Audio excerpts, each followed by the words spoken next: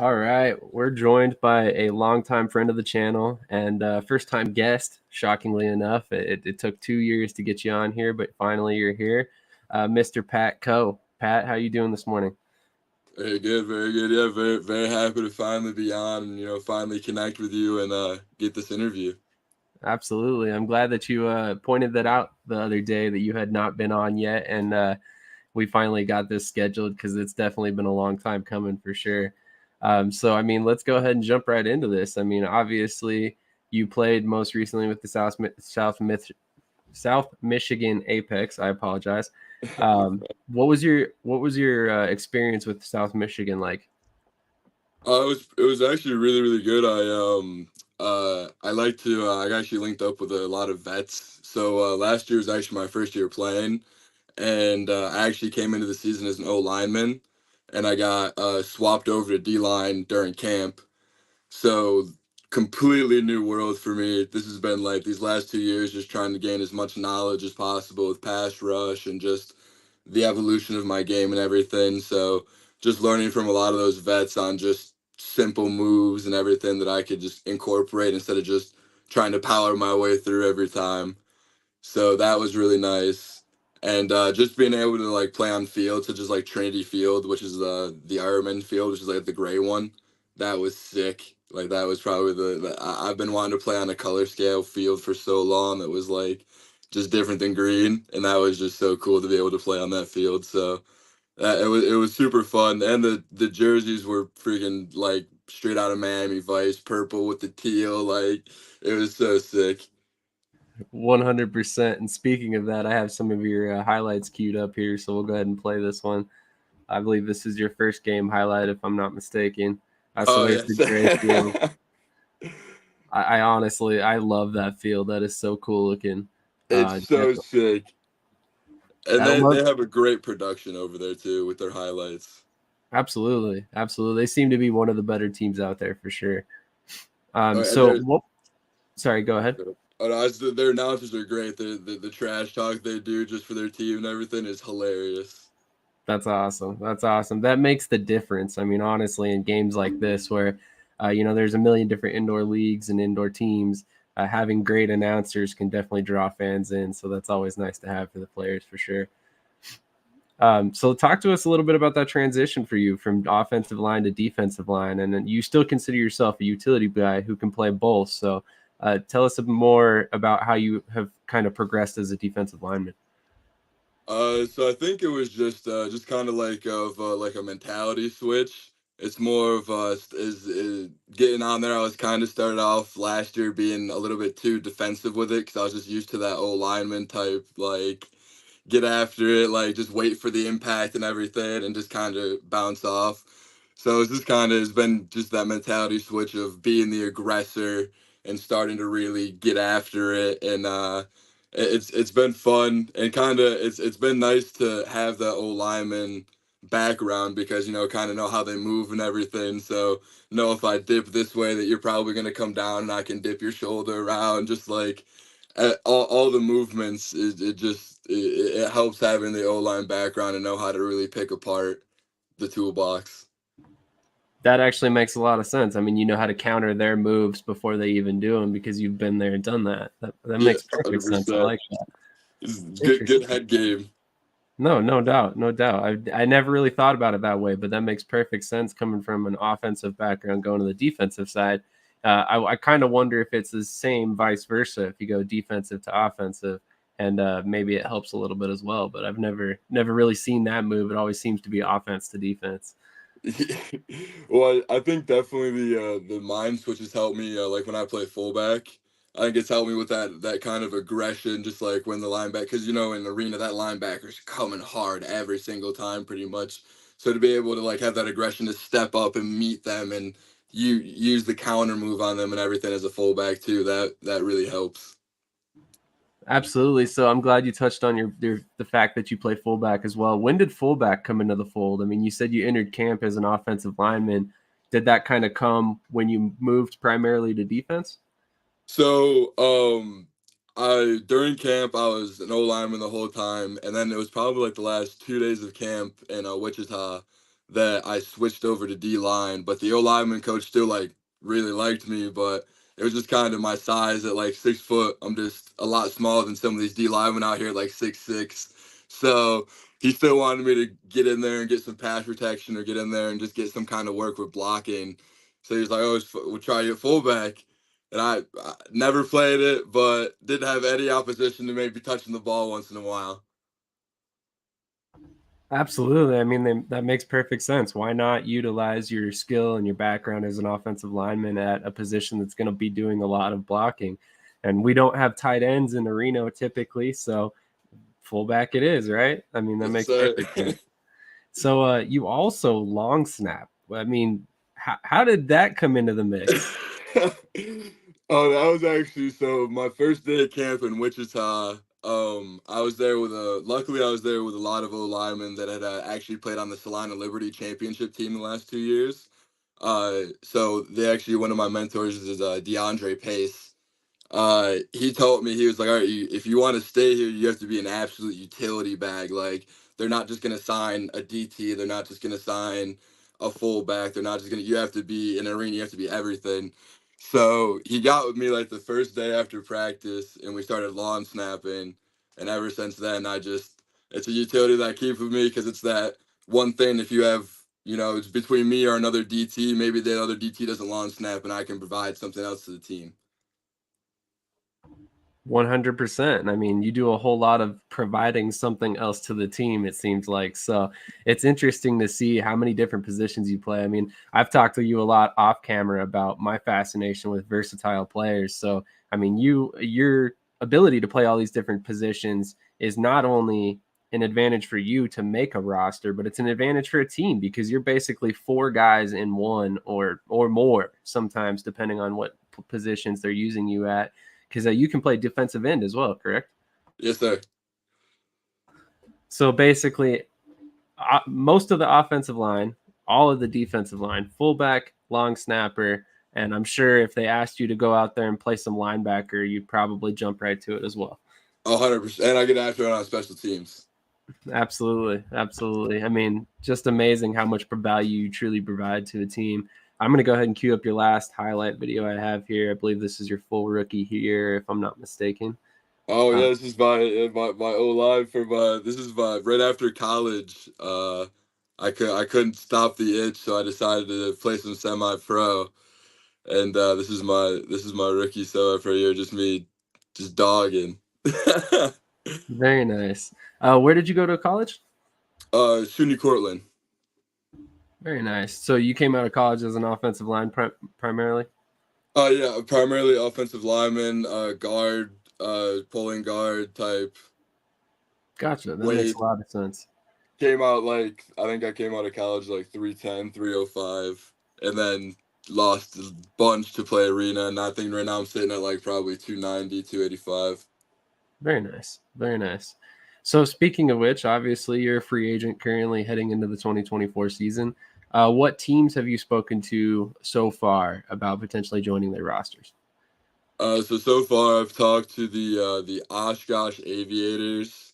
They haven't announced the league they're in yet, but that I was actually played for one of the coaches that's on that team last year with the Michigan Apex.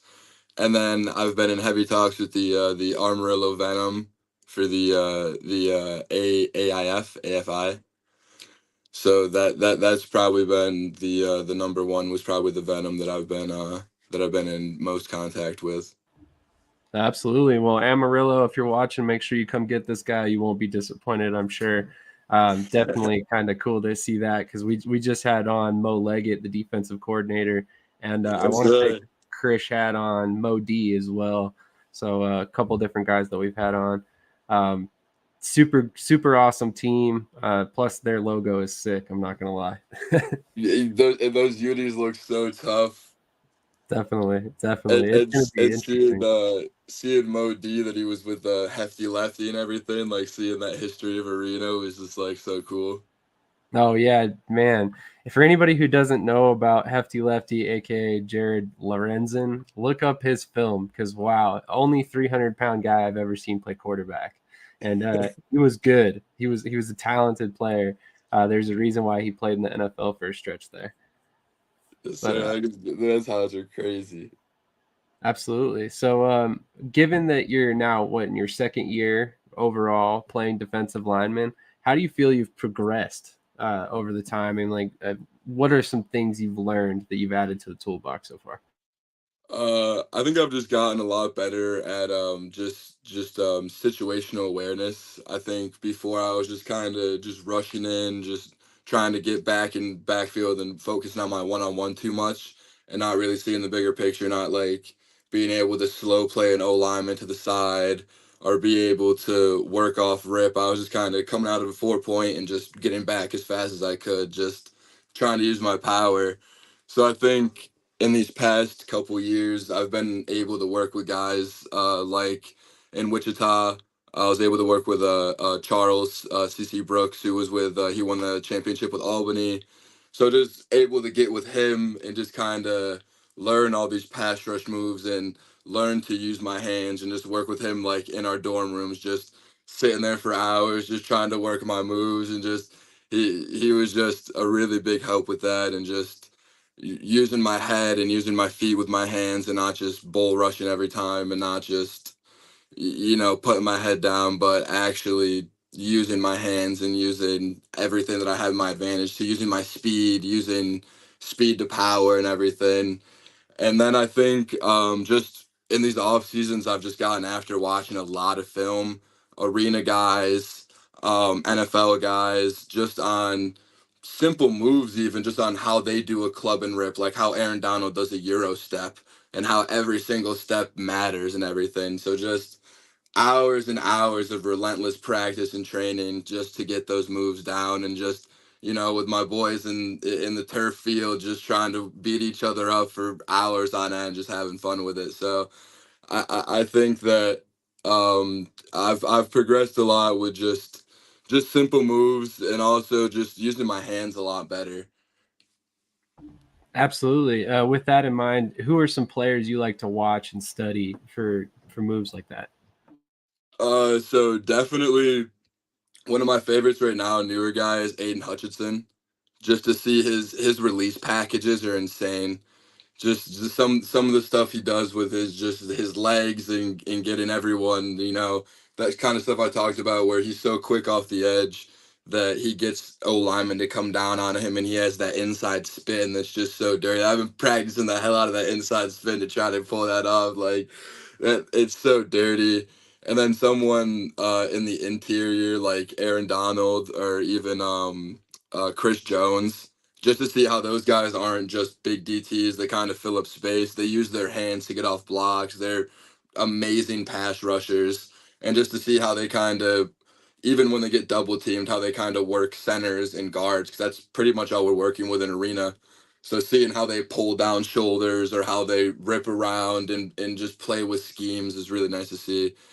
Um, Who's one more? I think Micah Parsons, just because he's an absolute freak and his toolbox is power, speed, every if you want some tape, watch that dude no matter what you play. Like his hump move is something I've been working on. Like it's ridiculous. Just the things he can do with at his size, like three. And you if you watch it, just trying to do that kind of stuff where you're using your momentum, where I could be 280 throwing a 350 guy, and just that kind of stuff where it's just it's all momentum based. So just yeah, those kind of guys I love watching. Where they just use the O lineman's momentum against them. Max Crosby's another good one. Just using There the you O go. lineman's everything against them is just it's so awesome to see. Awesome, man. It sounds like you're a technician of the game. I mean, you're sitting here listing all these different moves as you're talking, and some of them I've never even heard of, to be quite honest. I mean, I consider myself somewhat versed in football, but you're spitting out names I've never even heard of. So it's kind of interesting to see. Josh Sackett says, "Hell yeah, let's fucking go, Patty." So awesome. Thanks for tuning in, Josh. I appreciate that. If you're watching, make sure you hit that subscribe button. Help us continue growing this platform for future players and guests. Always trying to give these guys a bigger platform because, quite honestly, if you ask me, the dudes who play arena football are a hell of a lot tougher than the guys who are playing the NFL currently these days. I mean, most of these guys are working jobs. They're still going to football practice every day. still going to the games on the weekend, and they're making pennies on the dollar to do it. So I mean, it's truly the guys that love the game that give us arena football and indoor football, if you ask me, because it takes next level determination. I'm sure you can speak on that a little bit. Oh yeah, the type of people that I've met in arena, I don't think it's impossible to be lazy in arena. I mean, there's 25-man rosters. They're bringing in new guys up even until the championship weekend. You might have three of your boys get cut that have played the whole season with you because they want to bring in three new guys. Like, you can't get lazy, you can't get complacent with anything in arena. So I think that really pushes the competition, that really pushes your skill level, and I think that really pushes the appreciation for everyone on the team. I don't think anyone really gets jaded when, you know, something bad happens or like they get a bad call or anything, because it's everyone's really thankful to still be playing.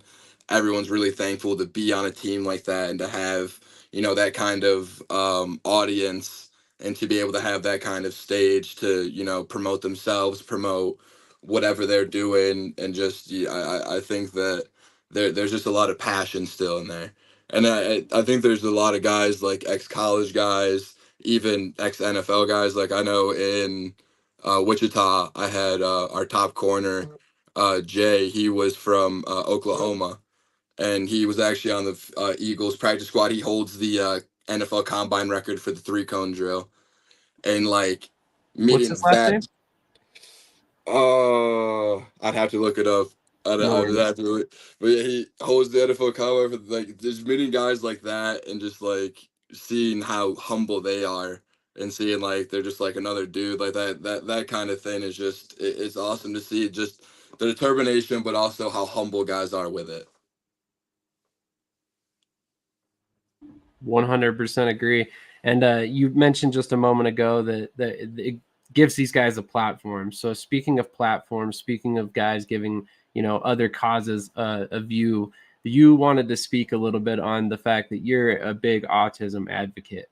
So I wanted to go ahead and give you a moment to speak on that a little bit, because I think that's something that's truly a huge part of you and what you bring to a team, because I honestly think that that's a big cause. It's a big cause to take on, and it's something that needs a lot more visibility, if you ask me.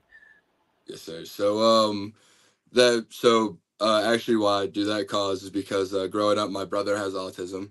So kind of growing up with someone that has autism and learning about just simple things that people don't really know, that they, you know, that they judge people with autism for, that they really can't control, or that they might attack someone with autism for, that they just don't really understand. So just as much as I can, I like to get out, and even in my own community in Syracuse or wherever I get signed, I like to try to find something to be able to help. I was lucky enough in high school and in college to play for amazing teams like Baldwinsville and SUNY Cortland, where all of our water boys, all of our ball boys, all of our like hype men with the radio in the front of the line were all like autistic, all helped and all had been there for years helping the team, and like we're so proud of their job, and just seeing all the good that that put into their lives. It's just I want to try to do that with every team I'm on, and I want to try to see that change. So even if it's they're not working there, if I'm out in the community, I want to get them to as many games as I can if I have free tickets.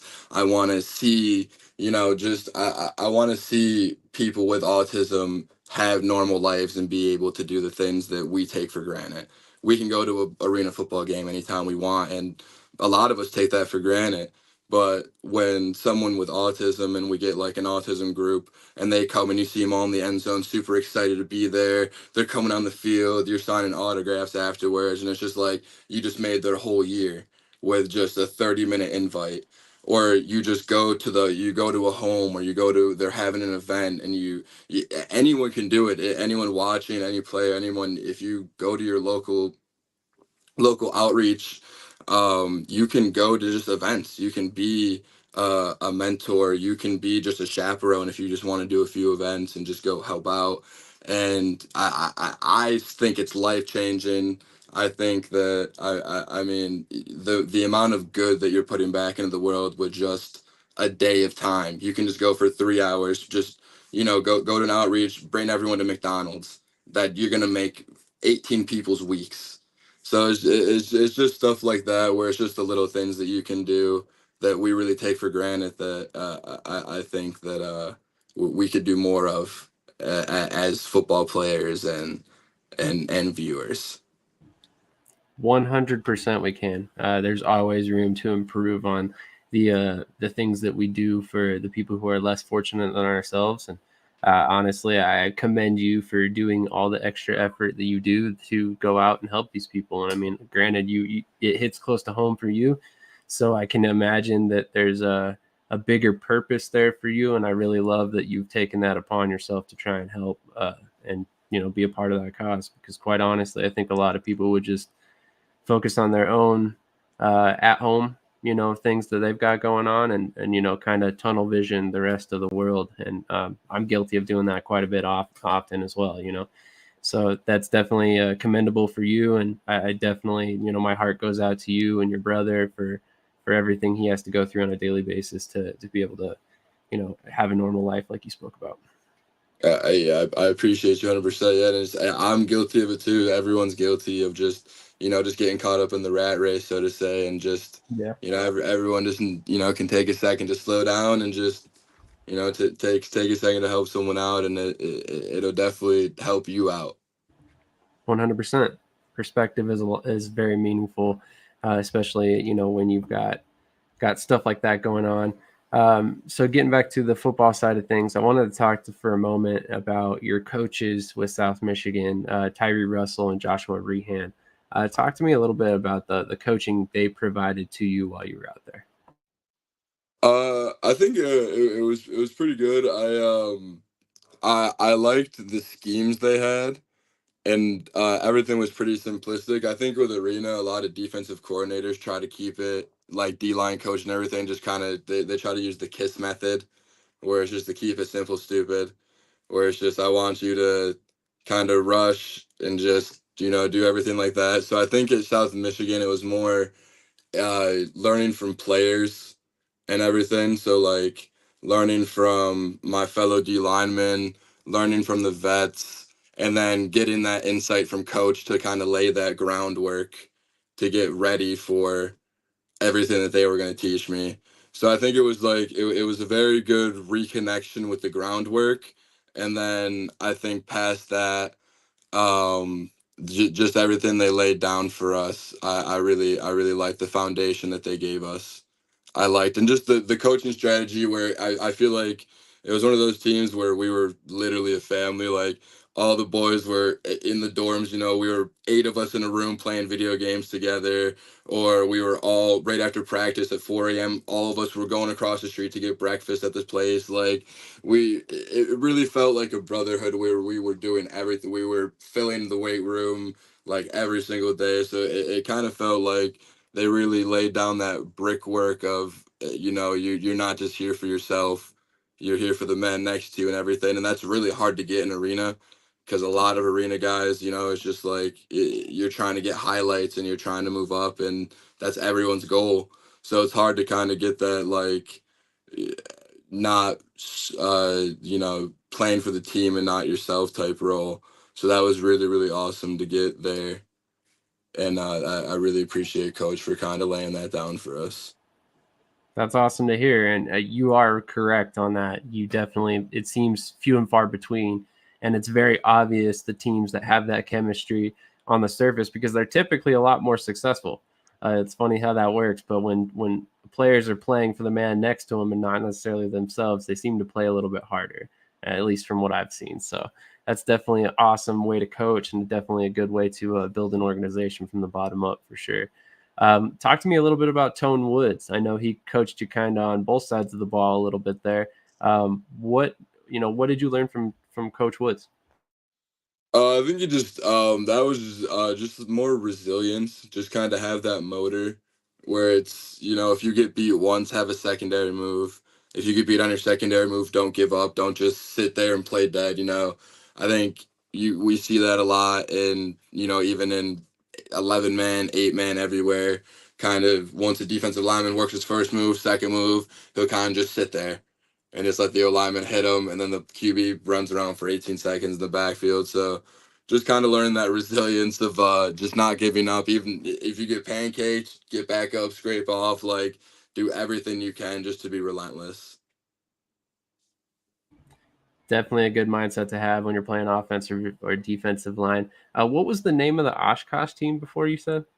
As the aviators. Aviators. Okay, I knew I had heard the name before, but I'm gonna have to look more into them. I don't know much about that team quite yet. And you said they haven't announced which league they'll be playing in yet. Yeah, I think they have their announcement the 22nd. Okay, interesting. I'll have to stay tuned to that. It's definitely one that definitely slipped through the cracks with all the other realignment stuff. So speaking of which, I mean, obviously you played in the CIF.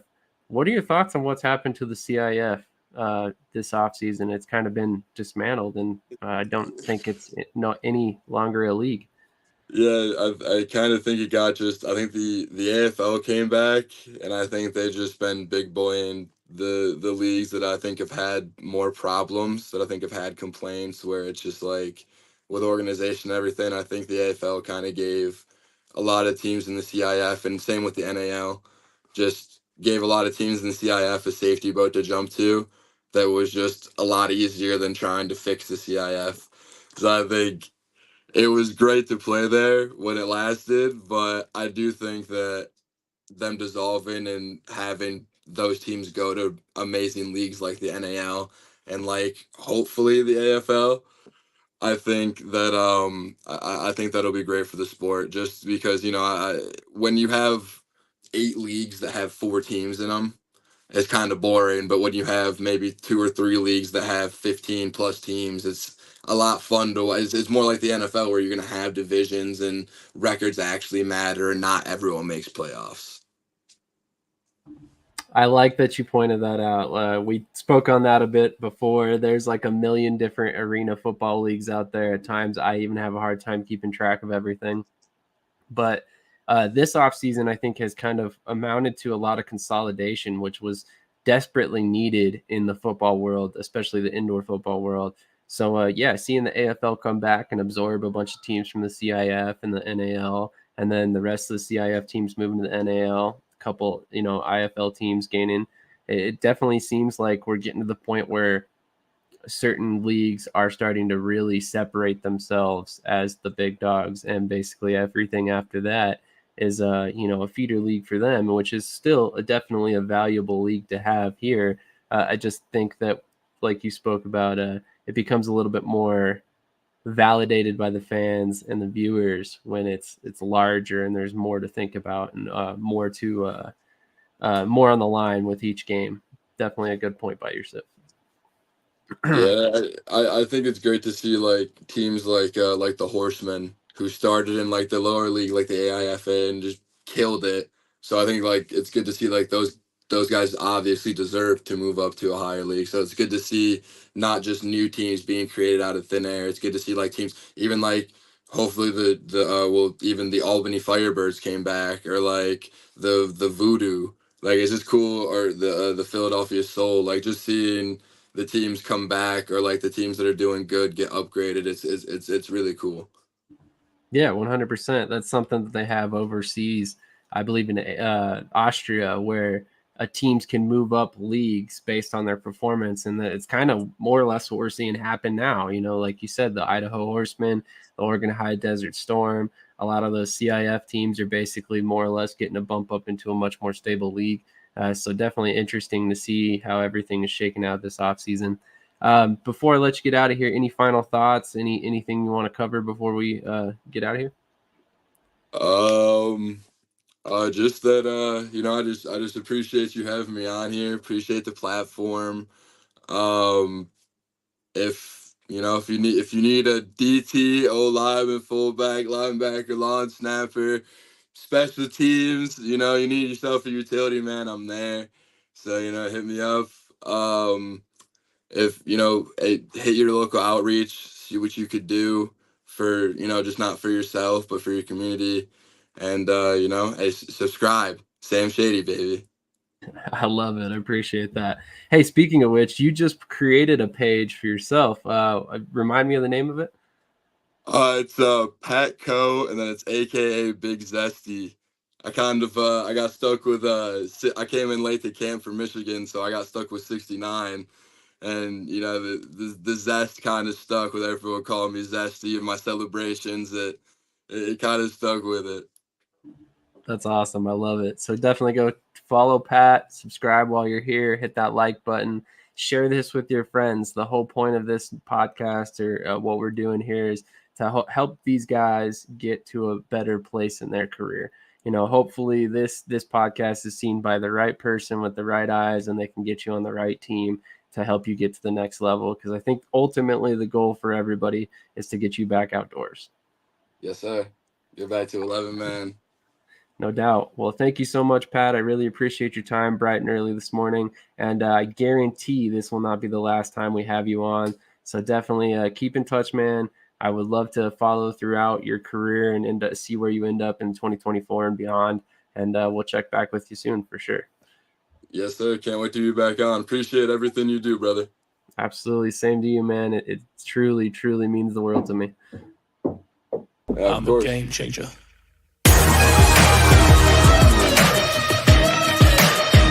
I'm a game changer. I'm a game changer.